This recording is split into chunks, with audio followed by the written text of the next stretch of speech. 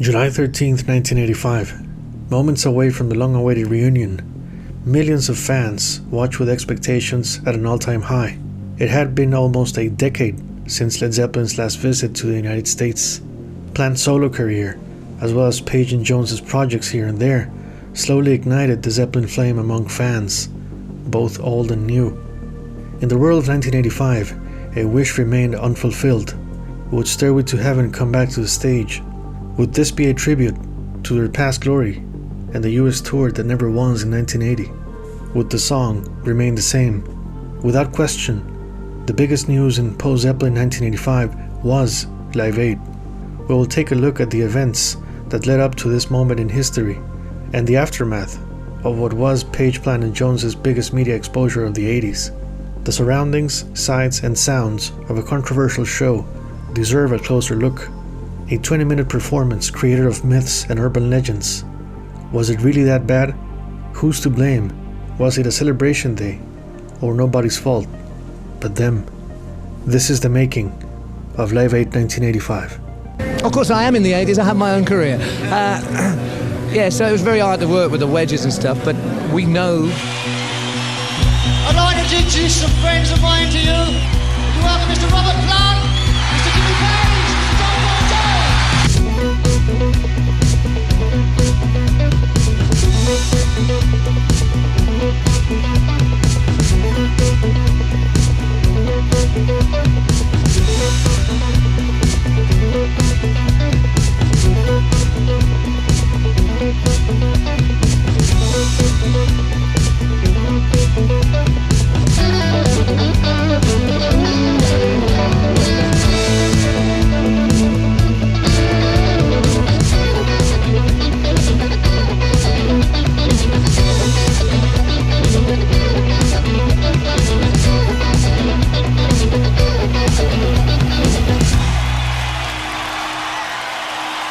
This is Robert Townsend. I'm backstage, and like I said, we're going to talk to Robert Plant in a minute, but everybody's here. Bob Geldof is standing right here. How are you, sir?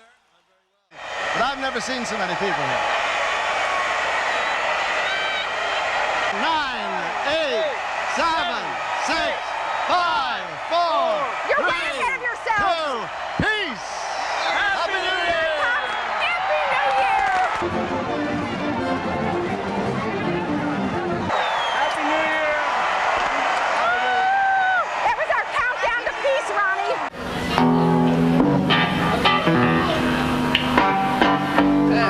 Welcome to an evening of light-hearted entertainment with the MC with the most. This is now the Rose Hall Hotel, I just heard him say. Anyway, we'll do our best to overcome that. This is the band which doesn't even rehearse together, so it's pretty hit and miss. But it's nice for everybody to be here for such another good occasion, for another good reason. Last time, I think it was a good time that we had. Yeah, no, yeah, no.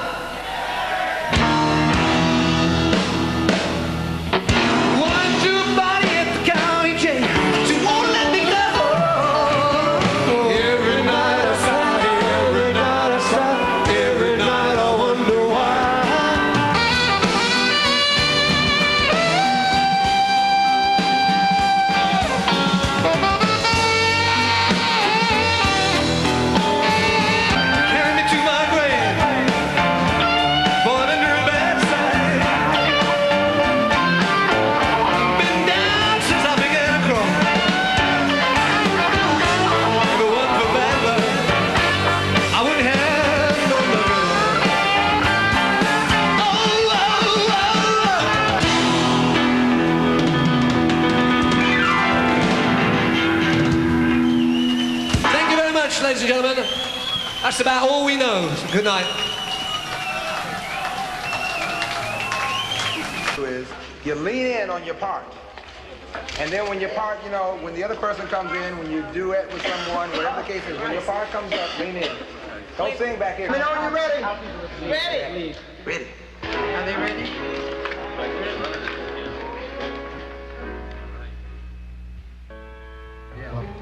The firm released their debut album on February 11th, 1985. It sold around 550,000 units, peaking at number 17 on the Billboard 200 chart and number 15 on the UK Albums chart. The song Radioactive topped Billboard's rock track spot for 1 week. More albums released in February 1985?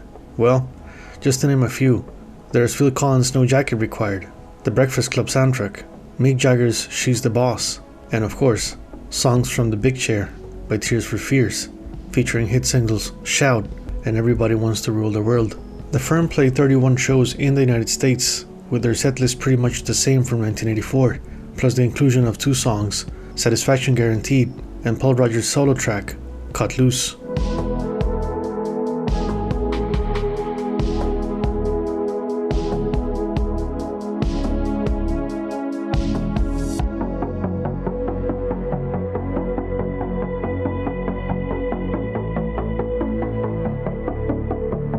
March 22nd, John Paul Jones's Scream for Help soundtrack was released. John Paul Jones, old Jonesy, an old friend of mine. Scream for Help is the first music that we've heard from you, Jonesy, since Zeppelin's last album in '79. Right? What's been happening in between all of that time? Well, it has been a long time, you're right. I haven't committed anything to record in that time, but I've been pretty busy doing contemporary classical music, which is great fun, isn't it? I appeared in a Give My Regards to Broad Street, standing next to Dave Edmunds, when the pillars fall down. Great time, I tell you. And writing the incidental music for the film, the source music, which is what the album consists of. Pop songs, different styles. Good challenge, good fun. You have a studio in your home. Yep. Makes it easier. Yes. What was it like working with Jimmy again? Great. Crackback was done in the studio. It's kind of funny, actually. We had a drummer that was with the National Youth Jazz Orchestra, and he doesn't play much rock and roll, but he's really enjoying himself. And halfway through the session, he creeps to the engineer and says, this session is kind of heavier than I think it is, isn't it? Who are these people? And, Led Zeppelin, and oh, well, great. But it was just like old times, like writing the riff in the studio. All right. This chair has I'm going to do... really has got. You want to take it with you when you leave? Please. I think it's stuck to me, actually. We noticed in the liners there that you give credit to Jacinda Jones. Mm-hmm. Who's Jacinda Jones, a co-writer? My lyricist extraordinaire, yes. Middle daughter. It's a family show, I tell you. And she writes great lyrics. She's a talented pianist, actress. She's, I think, doing an Agamemnon production at this very moment. Heavy stuff. Really.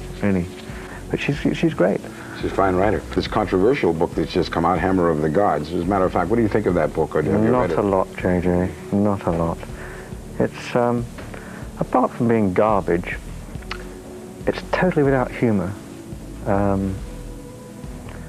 No. Another great album released on this day was Disturbing the Peace by Alcatraz, featuring Steve Vai on guitar. While Alcatraz fans were worried that Steve Vai replaced Yngwie Malmsteen, it worked. His playing was great, and this record deserves a video at some point in the future. 80s Vai was something else.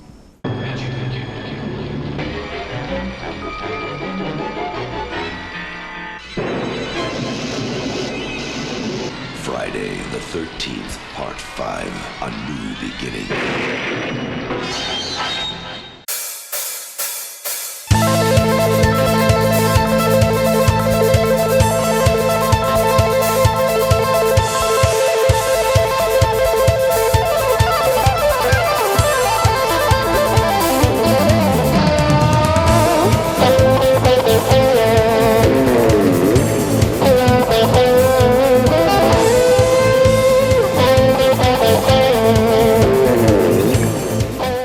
March 25th, the Power Station released their debut album with Robert Palmer on vocals, Andy Taylor on guitar, John Taylor on bass, and Tony Thompson on drums. The record spawned the hit single Some Like It Hot, with Thompson's heavy groove and crazy drum fills.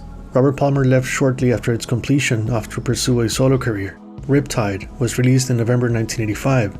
Palmer struck gold with its hit single Addicted to Love, featuring former Power Station bandmates Andy Taylor and Tony Thompson, as well as Chic's own Bernard Edwards on bass.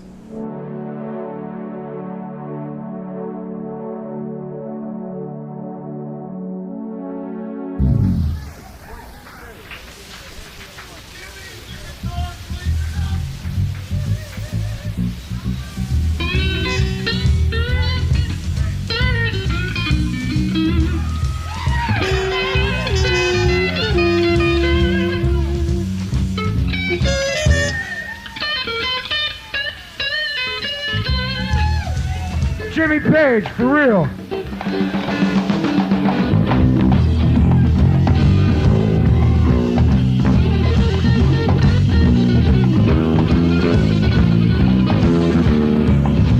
You know, there's only once in a while maestros in the house. Mr. Jimmy Page.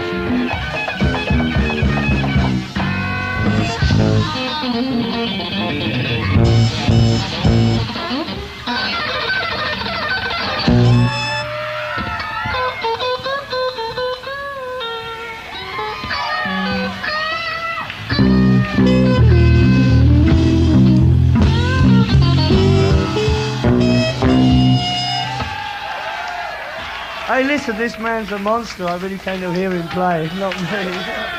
Bless his heart. Back over Stories, really.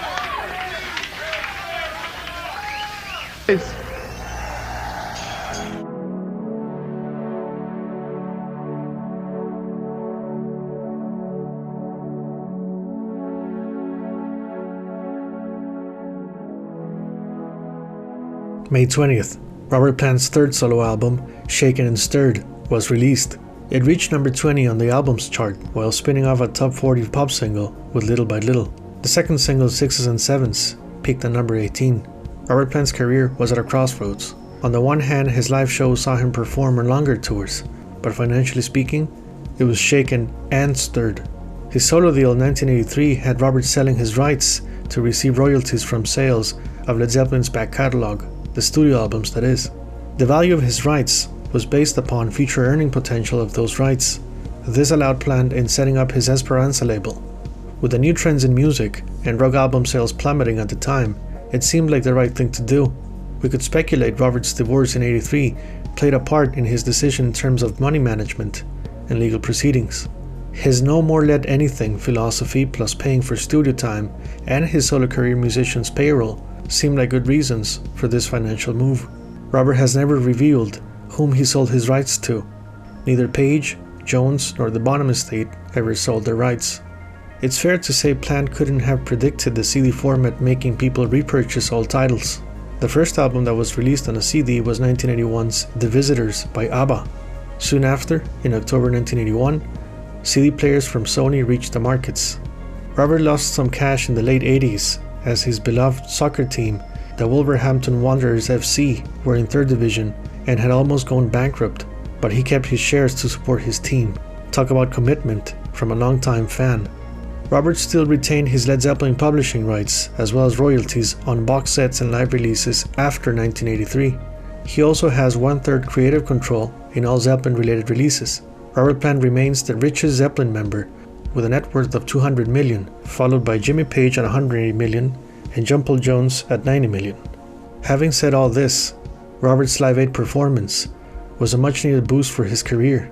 His latest solo album was a commercial flop, and a big blow for his Mick Jagger syndrome in 1985 of chasing every musical fashion in the air. His first 2 albums sold 1 million units each. Shaken and Stirred sold 500,000. Check out this radio interview in which a listener asks Robert about the shows for Africa. His response is interesting. The message is loud and clear and becomes a starting point for Led Zeppelin's Live Aid performance. What's on your mind tonight, Jeff? I was just wondering how Robert Plant feels about the songs for Africa, and would he have liked to be in one? I most definitely would have done. In fact, I was with Phil Collins a couple of days ago, not name-dropping, using famous people's names or anything, but I wanted to know why he was the only old person who was actually on the record, the English record. I was a little abashed, but at the time I wasn't approached, so I contacted Dave Gilmour, who has been involved with some American folk, and I think with somebody to do with Bob Geldof, about some concert thing that's going to be put on in the United States in the forthcoming weeks. I would very much like to be a part of it, and I in fact mentioned not too long ago to somebody pretty prominent in this business that I would be more than happy to do something. I mean, I could do like a Honey Dripper set or something in the middle of lots of other artists playing, and we could make a video and sell a video. I don't mind what I do, but I'd like to do something. It's very hard. I mean, I know George from Wham and people like that, but I was kind of recording at the time and maybe wasn't as accessible as other folk, but I would very much like to be a part of something that actually is doing something in that direction. There's loads of artists who haven't done anything yet. Yeah. And there might be a concert of some sort coming up? Well, I heard that there was something that was going to be filmed. It was either going to be at Shea Stadium, and I think it's moved to Washington now. But that's involving basically American artists. And the idea was to show that in England and show the English concert, the equivalent in America, simultaneously. And yeah, I would just like to be involved in it in any capacity. So the word is out. Well, I don't know. I mean, there must be loads of people who would like to do it. Yeah, you know? I bet. And providing that the channels are open so that the thing actually is of some benefit, I think it would be, if there's anybody who's doing anything, please, and happen to be listening to the radio, get in touch with me. You know, I'm on the hotel under the name of Jimmy Page. You can't miss him. Just call Mr. Page. I'll be the one lying on the carpet blowing bubbles. A TV interview saw Robert throwing an unnecessary jab at his friend Phil Collins. Some may say this is humor, but reading in between the lines, it was not Robert Plant's finest moment. You can see something is off, and Robert Plant's worried. His life is not a rehearsal, and his solo career is all he has. Catching up with Phil Collins, your goal now? No, is it hell? I could never catch him up. I don't know how he does it. But then again, you've heard that before. What? But I do know how he does it, because I had a glass to his bedroom wall once when he was on the tour with me. He doesn't do it for long, either.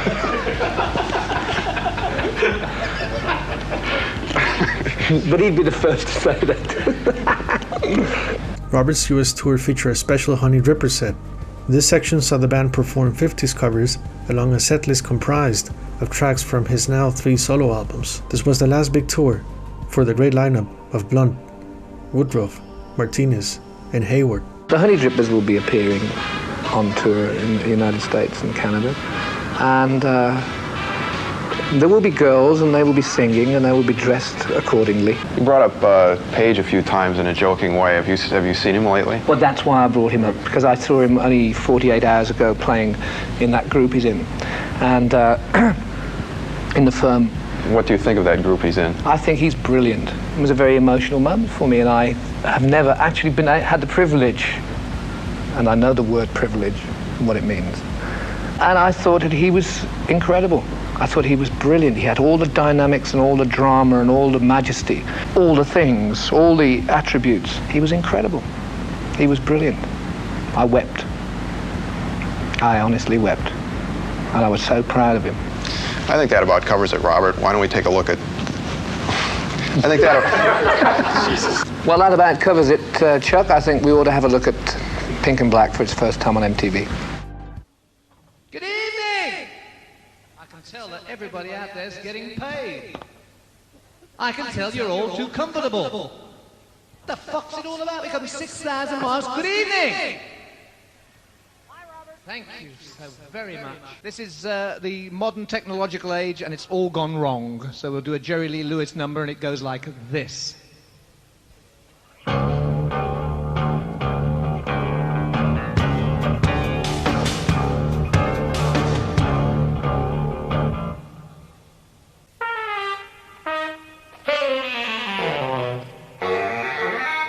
Gentlemen, okay. What fucking hell are...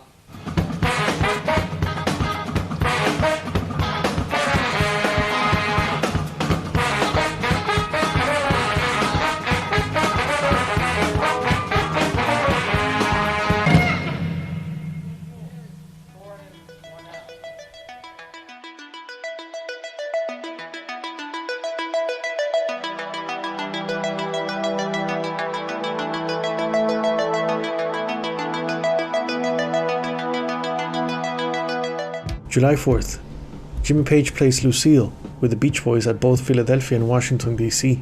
He remains on U.S. soil, and after Plant's inclusion on Live 8, he gets contacted to play in the event. Next thing you know, John Paul Jones gets the call as well. How did he get you all together for this? Because I know you were like off somewhere and they were all over the world. Yeah, well, actually, I think Robert was going to play with one of the bands, and then Jimmy was in the area, and he said, well, let's get together, and then, well, as we're getting together, why don't we do a Zeppelin number, maybe? And then I heard about it from Robert and rang him up and said, well, you'll need the bass player, of course. Who's going to rehearse the drummers, you know? And it happened. Was it a good experience? What? looking across the stage and seeing the same silly faces again. You know, marvelous, incredible day.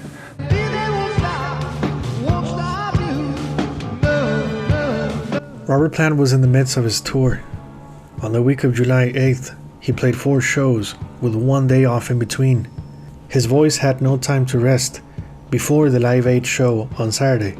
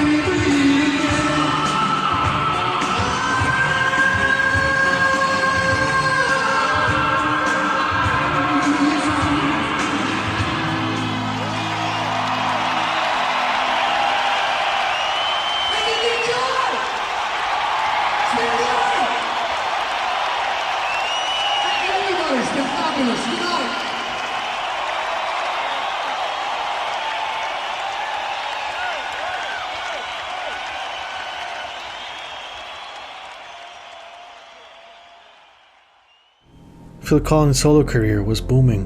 His first and second album combined sold 23 million units. Unlike Robert Plant's Shaken and Stirred, Phil Collins' third solo album was the second best-selling album of 1985 at 25 million copies, right behind Dire Straits' Brothers in Arms. No Jacket Required was named after an incident at the Pump Room restaurant in Chicago. Collins attended the establishment with Robert Plant and was not allowed in because he did not meet the restaurant's dress code of Jacket Required. Collins was wearing a jacket and argued about it. The restaurant's manager said the jacket was not proper. Collins was angry as hell. The subsequent tour for No Jacket Required ran from February 11th to July 2nd, with 2 closing dates at Madison Square Garden for a total of 84 shows. Phil Collins would enter the studio in October to record Genesis' pop masterpiece, Invisible Touch, an album that sold 8 million copies and had a world tour of 112 dates from September 1986 to July 1987. He was the hardest working musician of the 80s in my opinion. How Phil Collins got the energy to do all this is baffling. The reason I mention his solo career is because he gets most of the blame for Led Zeppelin's Live Aid performance, and it's unfair. The man was a consummate professional. Maybe he overdid himself, but what he achieved was monumental. He gave us a soundtrack for life and Susudio. Can't the man get a free pass for one show? As we will see, he was not the sole responsible for its outcome. Show me another musician from the 80s that had the kind of career Phil Collins had. The bands are tuning up, the carpenters are hammering down, and blood pressures in the music industry are on the rise. Live Aid on Saturday in a non-stop concert with a potential world audience of 1 billion viewers. The world's first transatlantic rock concert cum telethon is just over a day away. Sting and Phil Collins have got a share, and I'm sure they will because they're playing together. By most accounts, it is the biggest, most complicated broadcast in history. 16 hours of live television from 2 different locations separated by an ocean. There are still bugs to be worked out, egos to be dealt with. Each group has its own equipment, so a revolving stage is being built so 2 groups can set up and tear down while a third performs. Everything has been run through a computer and color-coded. Rock and roll is just about ready. Stay tuned for Live Aid. Starts tomorrow at a selected theater near you. Live from JFK Stadium in Philadelphia, USA.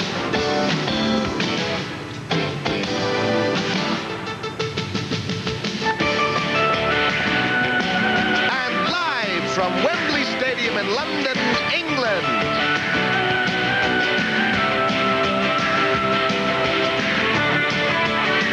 The Live Aid Concert.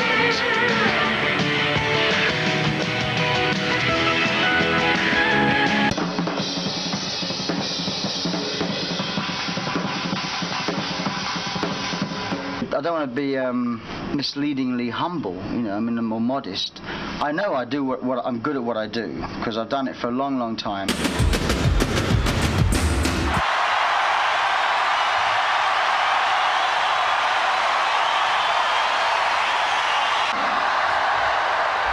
afternoon, Wembley. Good afternoon, Philadelphia, and the world.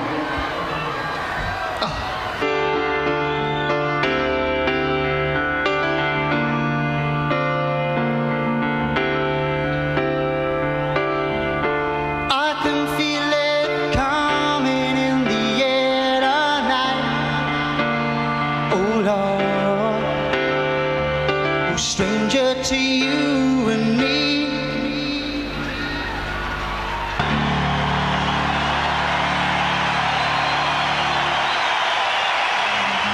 Since you're gone, I'll be lost without a trace. I dream at night, I can only see your face. I look around, but it's you I can't replace. I feel so cold and long for your embrace. I keep crying, maybe, please.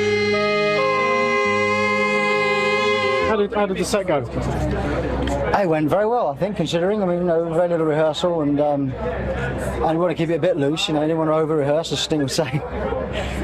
A couple of little goose on the piano, but that makes it all more human, doesn't it, really? Are you doing the same set over in America? Well, I'm just doing my two songs that I know on the piano, which is basically Against All Odds and In the Air. There are a couple of other ones I know, but they're even more boring. Later on, you're going to play with Page and Plant, right? Now, did you guys ever get a chance to rehearse? Again, I mean, here you're doing this show here, and then you're doing your own material on the road right now. No, I spoke to Robert last night, and he told me what songs we were playing, so I went back and got my Led Zeppelin 2 album, dusted it off, and recorded a whole lot of Love with all the scratches. I recorded the songs that we're going to do so I can listen to them on the plane, and then he's going to have a tape for me when I get off the plane to listen to their rehearsal. I've never rehearsed with them. I've only played with Robert. I've never played with Jimmy before. John Paul Jones is doing it as well. Oh, so Martinez is not going to be on bass. Yeah. John Paul Jones will be on bass. Yeah, Martinez is doing it as well. There's going to be he's playing bass and keyboards. Paul Jones is. So and also I'm playing with Clapton with a double drummer with him. So, well, if I'm going over there, I might as well do something. You know, the idea is that I should. Thank you very much.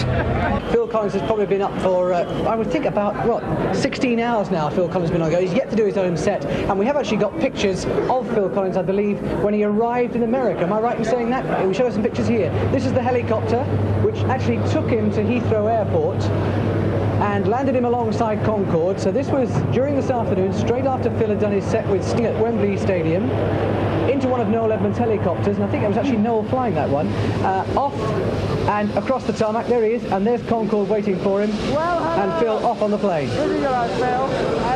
Eric Clapton's on tour out there, and so's Robert Plant, so I rang them up and see if I could play with them, so give me something to go for. And it's just nice to be involved in as much as possible, really. You know, I'm a lunatic, you know, really.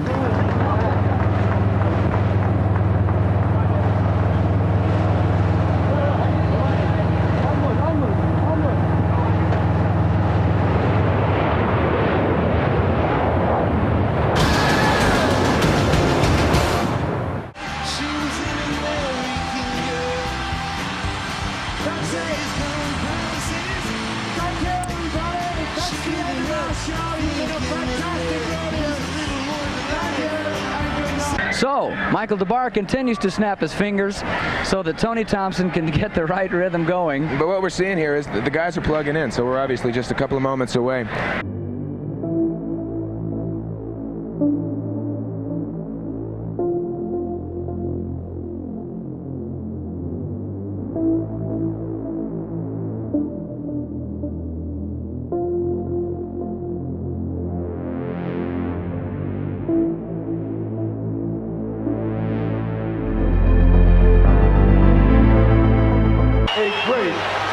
Great rock and roll guitar player. Would you welcome, please, Mr. Eric Clapton?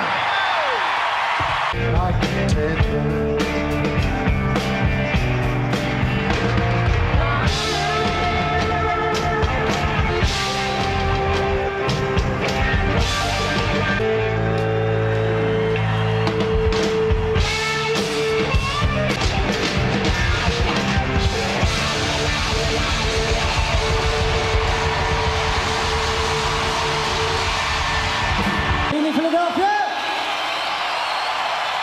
Good evening, America. Good evening, London, and good evening, the world.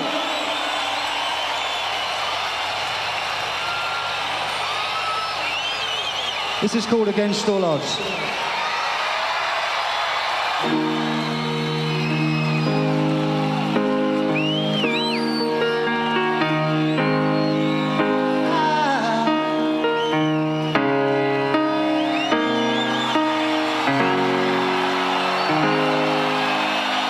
I was in England this afternoon. Funny old world, isn't it? But this is the other song that I know on the piano.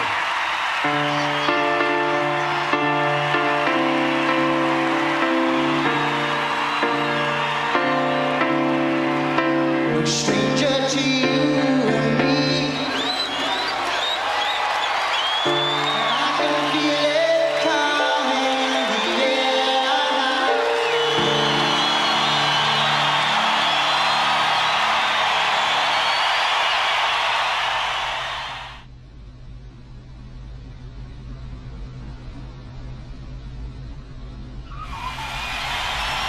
I'd like to introduce some friends of mine to you. Would you welcome Mr. Robert Plant, Mr. Jimmy Page, Mr. John Paul Jones, Mr. Tony Thompson, Mr. Paul Martinez. And this is the Led Zeppelin reunion.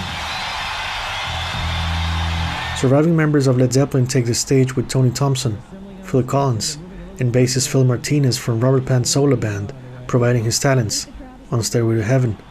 Led Zeppelin was going to perform at JFK Stadium on August 13, 1977, as a closing date for their tour, but was cancelled due to Carrick Plant's passing. Let's set the record straight as far as Robert Plant's vocal performance early in the set. This is not the first time he's had a hard time with Zeppelin material. Check out Rock and Roll from Earl's Court 1975. Jimmy's erratic and somewhat sloppy playing is not new either. 1977 to 1980 have plenty of moments where Page was rescued by the always reliable rhythm section of Led Zeppelin. John Paul Jones played a flawless show. Too bad he's barely shown on camera. Live Aid 1985 reminded everybody that Bonham was the engine that kept Led Zeppelin running. Page and Plant had the rug pulled from underneath, and it exposed situations that they got away with in the past, but no longer could, with the weight on their shoulders. A proper name for the set would be This Is Why We Broke Up, after Bonzo died. Tony Thompson and Phil Collins did not work as a team. Collins has been blamed to an extreme for this show. But what about Tony Thompson? Ironically, Tony's drumming is more prominent, and he leads the way into the good and the bad of the show. Tony Thompson is also responsible for this thing, and we'll see why. Jimmy's guitar does not have a chorus effect but a flanger on. Think Eddie Van Halen in Ain't Talking About Love or Unchained. And not even Eddie used one when he played Rock and Roll at Farm Aid 1985.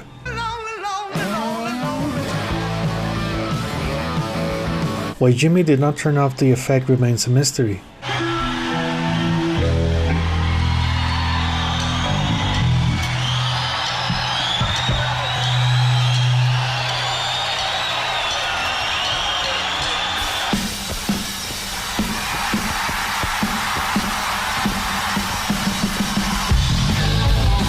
A long countdown starts and they kick off with Rock and Roll. Jones was locked in with the drummers. Jimmy Page missed the first chord on the one and quickly joins the band. Robert Plant's hoarse vocals come in. He is warming up in the same way he did in '73. First verse is okay. Tony Thompson changes some of the drum fills, but without altering the groove. Phil Collins is playing a steady rhythm, not to deviate too much from the song. Jimmy's solo is fine. Besides the annoying flanger effect, he shreds like he would on this song in 1977 to 1980. Thompson overplays his drum fills a bit and Collins is lost for a second. The drum fill after Carry Me Back is properly executed.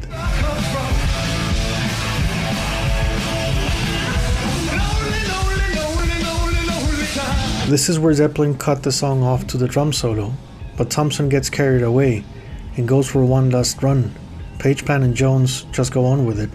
Plant raises his arm in the air as cue to let everybody know it's time to stop. Thompson's drum solo is brief. Phil Collins follows and they finish in unison. Rock and roll was good.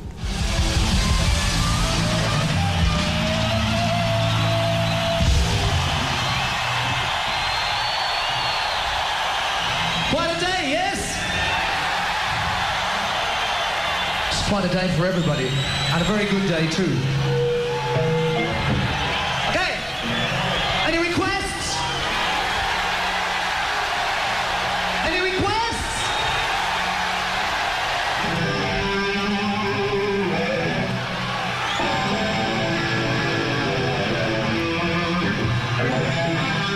Lotta Love begins with Jimmy teasing the audience with half a riff before jumping into the song.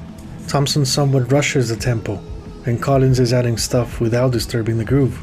A good example of a two-drummer version of Lotta Love is John Bonham and Simon Kirke from Zeppelin's 1980 tour. Both players agreed to carry the song together, not overplaying but listening to each other.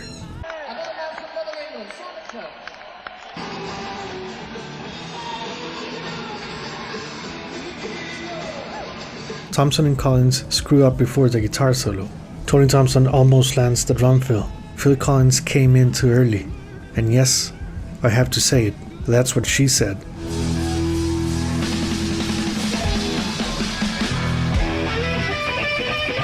Jimmy's guitar solo is okay, very much in the style of Knebworth 79. Jimmy then plans to come back into the main riff, and disaster happens.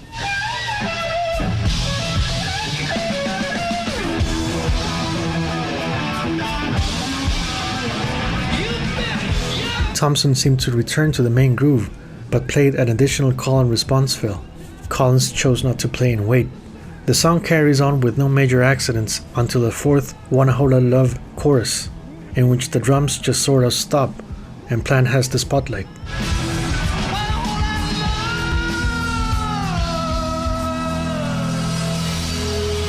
His voice is tired, not much he can do. He doesn't go for the high notes but goes back to the 1969 studio version of singing down to the low note.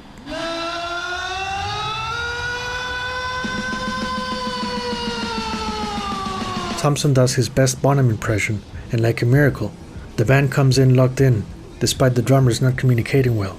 Thompson is hitting hard, but the Bonham feel is not about power, but swing, and Tony's kinda rushing it, but well, this is not the power station. This is Led Zeppelin. Jimmy goes for a small solo section on the main groove, a nice tribute to the old days.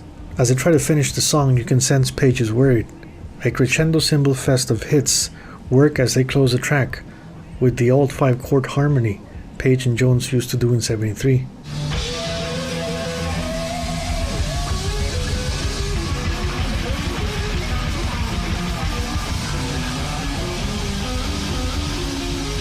Lotta Love was okay, but it sounded weird.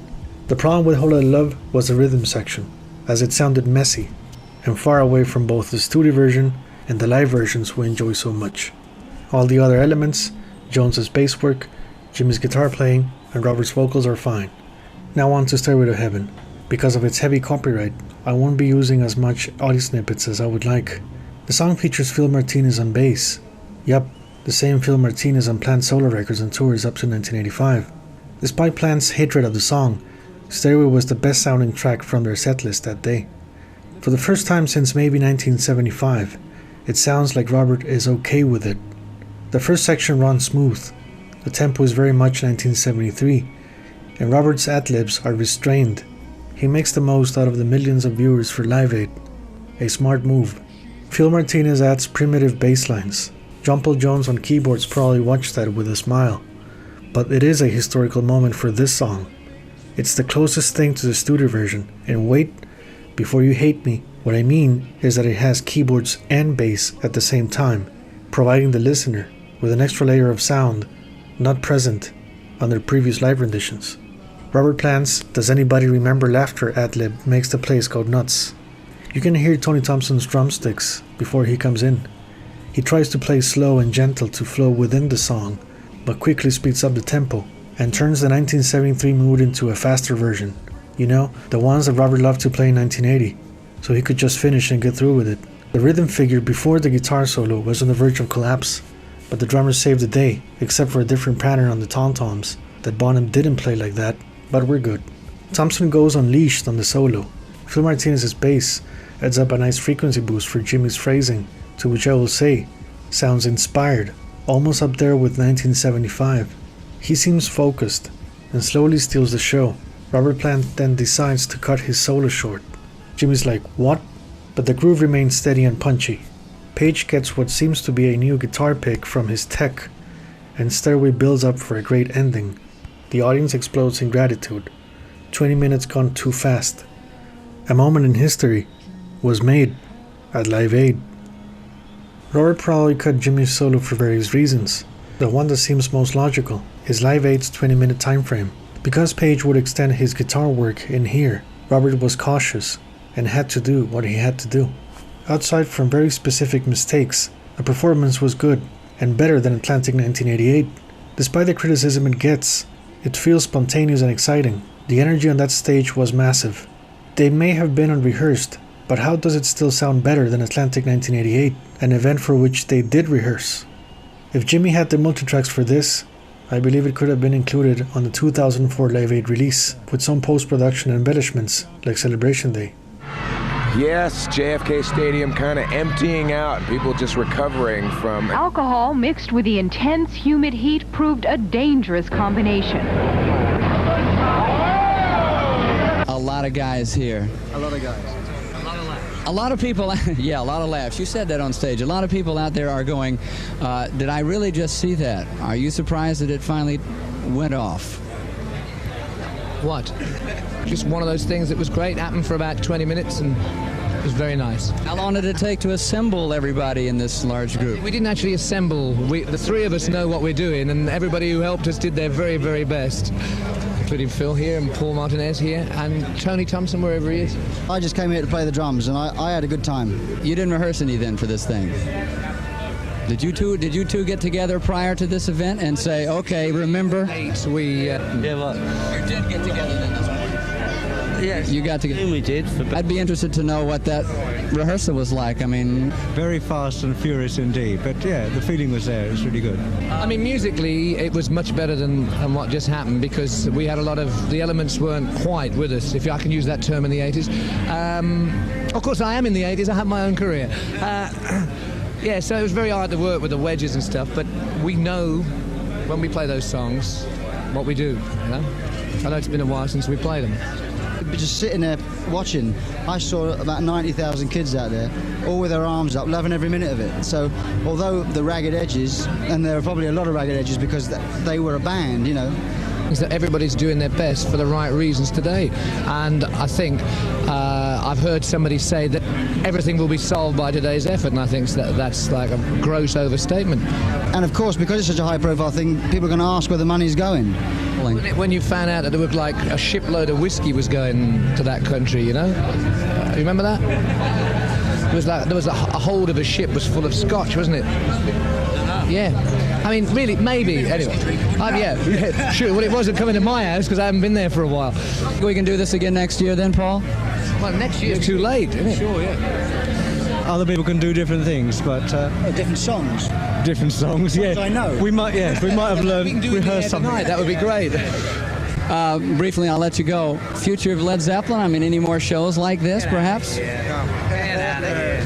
Now, come on. Would you ever play again with these guys? Yes.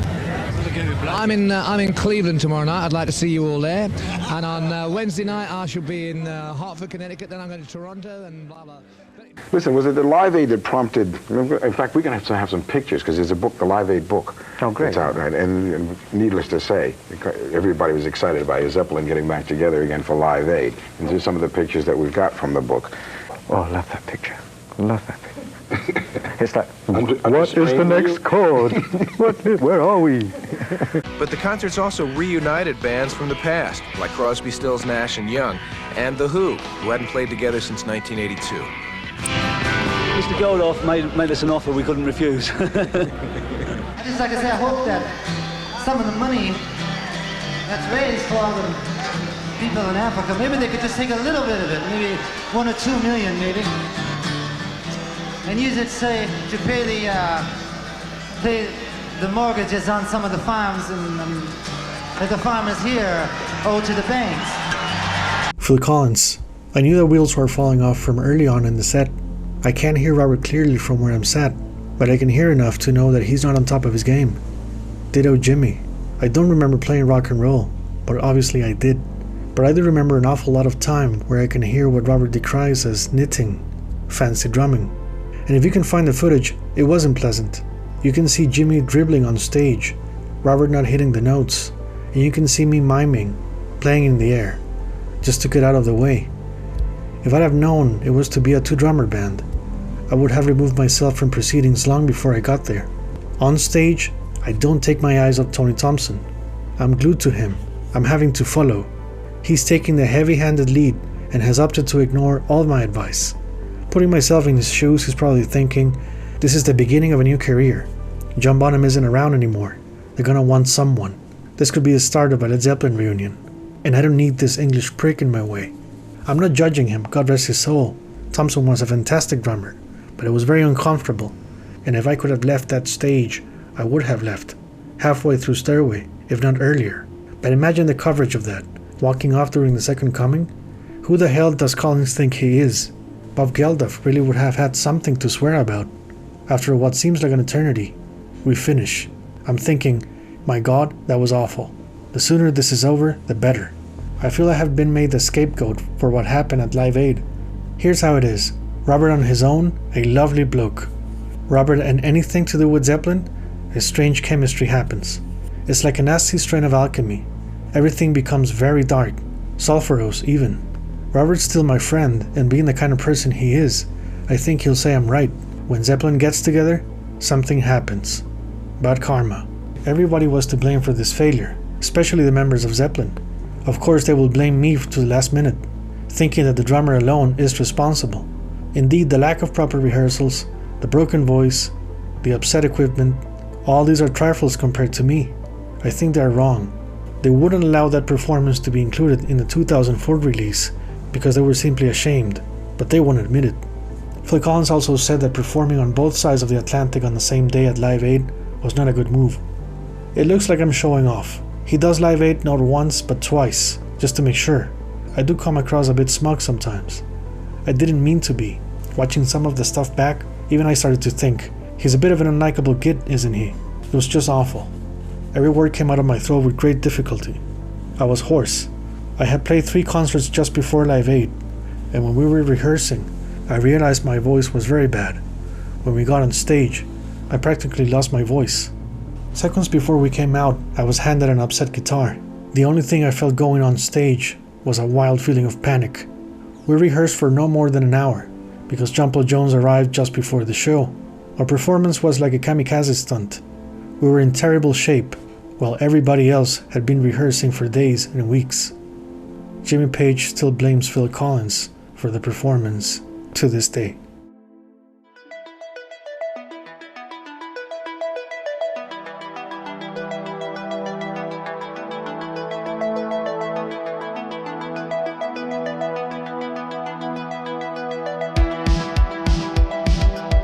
I'd like to introduce you to a friend of mine. Would you welcome Mr. Jimmy Page?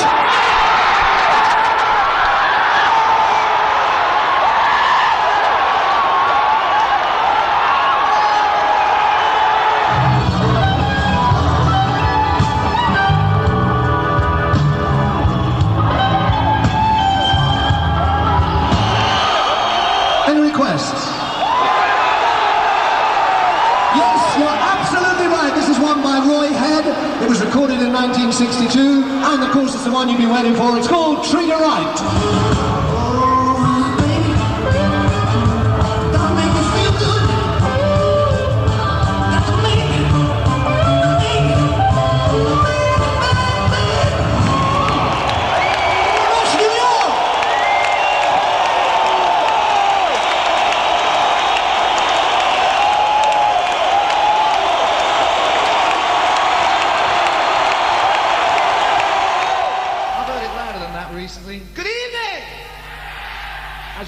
not be aware, over the last 3 or 4 years, we've been patiently working on some new music and some new tunes. Recently, we've had an album out called Shaken and Stirred.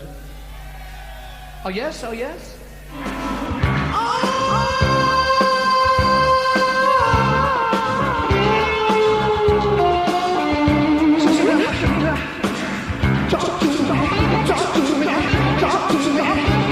Thank you so much.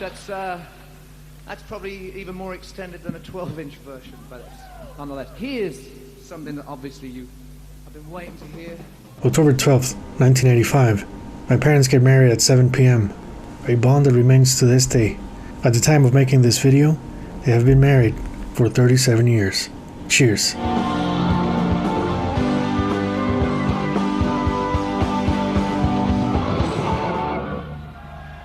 Thank you very much. Well, that was historically, and as far as I'm concerned, our first single in Britain. Way back there in, I think it was June 1982, maybe, something like that.